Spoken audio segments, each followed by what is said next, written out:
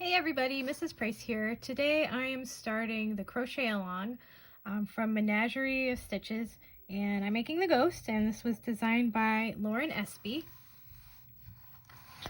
And here's what your little ghost will look like. So we are going to do, let's turn to the first page.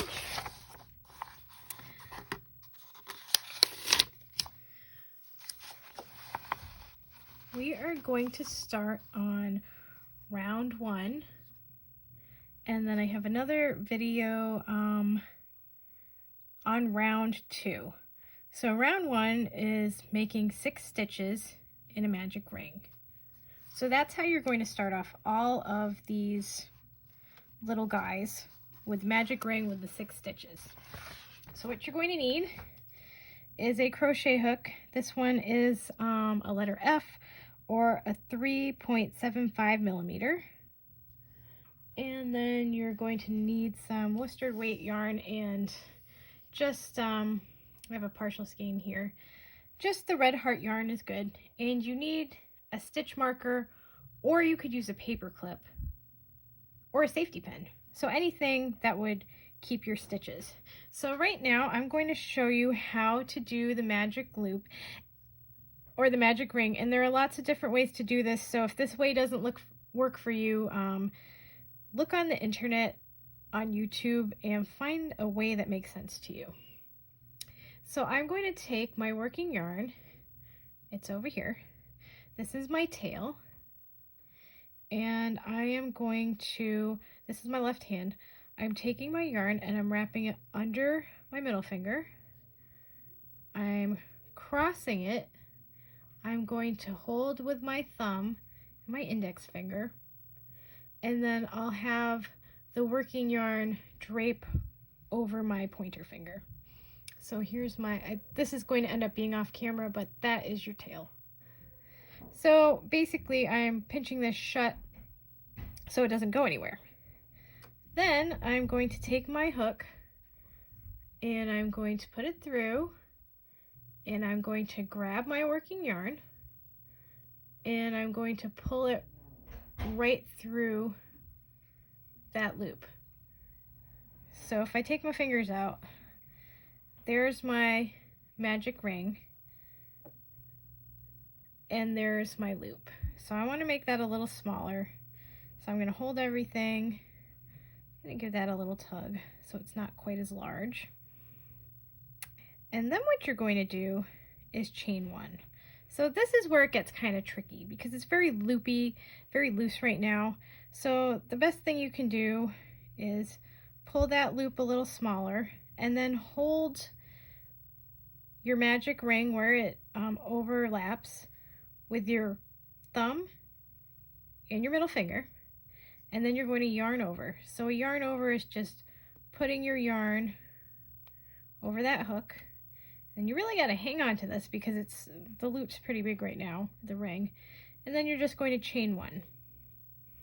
This is pretty much the only time you're going to chain 1, unless you actually are making something flat. So the next thing I can do is pull, this is the magic ring right here. Now it's not going to go anywhere since you did that chain 1. So I'm going to give it, I'm going to hold on to it with my thumb and my pointer finger on my right hand, and with my left hand I'm going to pull on the tail just a little bit, so I'm making that smaller and a little more manageable. Just going to give it another little tug here. I don't want to close it all the way because I need to crochet into it. Now the beauty of the magic ring is that when you're all done putting your stitches on, you can pull it completely closed. You can pull it nice and tight. If you just did the chain 6 and then join, you'd end up with a little gap in the middle. So you want it to be a nice tight circle. So what I'm going to do is position my yarn, and everybody does this a little bit differently, but I like to loop mine on my finger and then have it come over. So you can do it any way you want, but I put it on my finger like that, and then have it come over like this. So, and then if you pinch your ring finger and your pinky, you are putting some more tension on that yarn. So when you're starting off here, everything's going to be very loose and confusing, and it is much easier if you have a little more tension, or it's hard to know exactly what's going on because the loops get so big. So as you will see, I'm still there. I don't have a lot to work with here, but what I do have, I'm pinching with my middle finger and my thumb on my left hand. Here's my working yarn on my pointer finger of my left hand. I'm going to take my right hand and I'm going to just hold my hook there. I'm going to yarn over. Actually, no, I need to go in. Sorry. That was when I chained one. I need to go in the magic ring. I'm going to yarn over and pull through. So now I actually have 2 loops on that one hook. And I'm going to yarn over one more time. I'm going to hang on to that. And I'm going to pull my hook through both of those loops.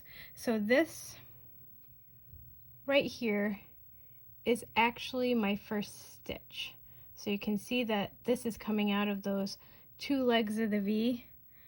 So let me just grab this pen so I can use it like a pointer here. So right here and right here, those are the legs of the first stitch.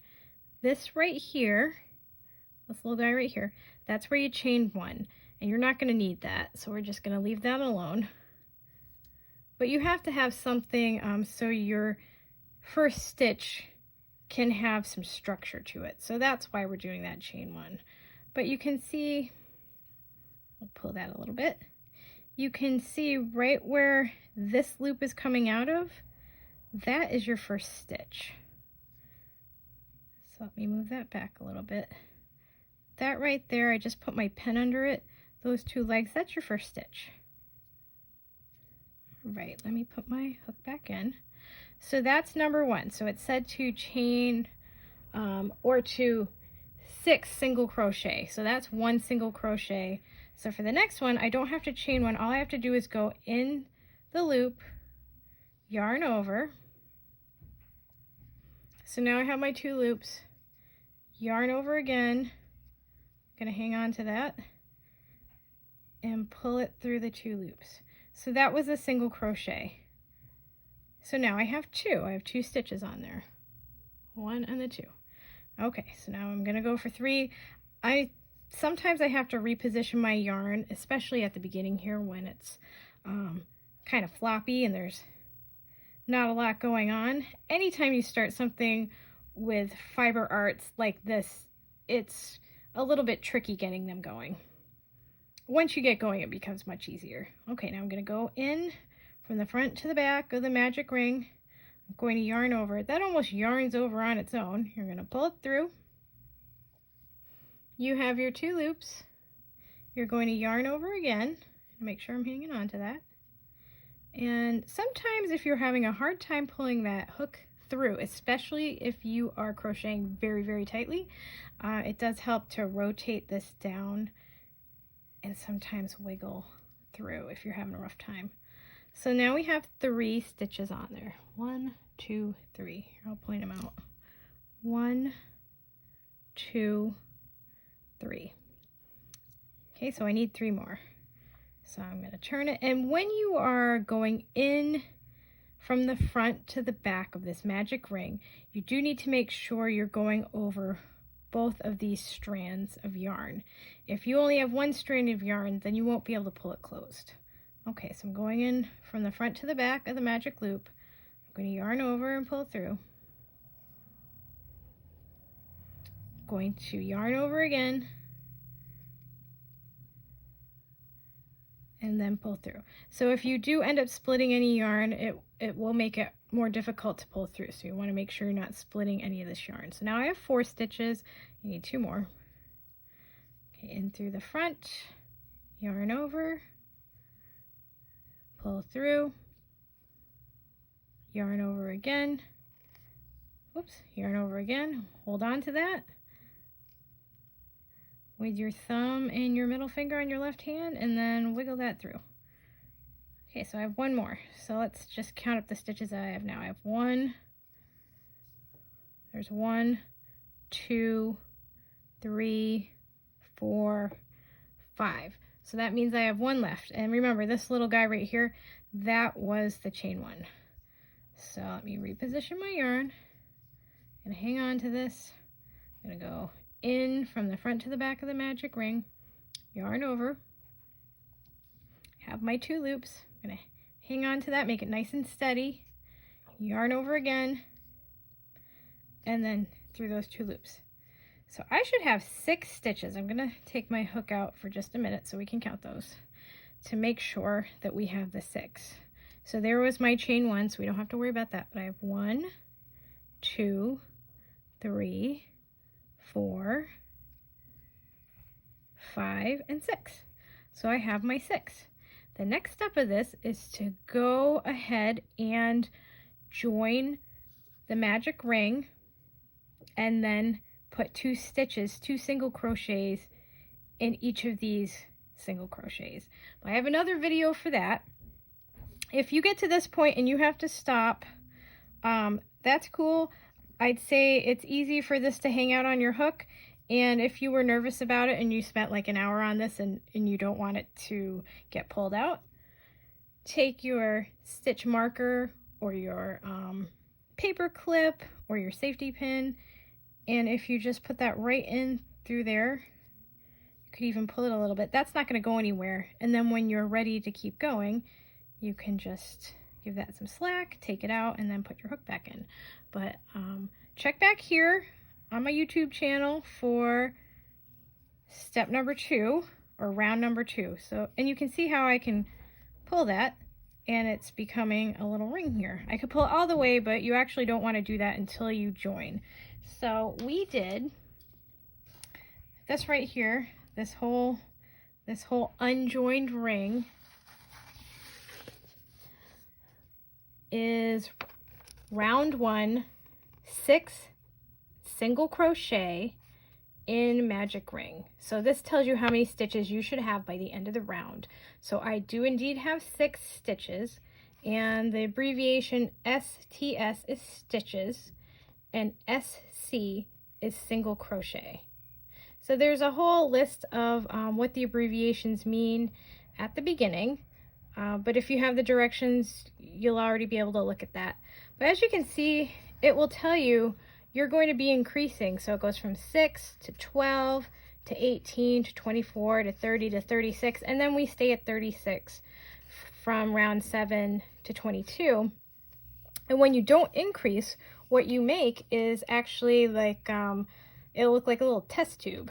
So that's how you get this cylindrical shape on your little guy.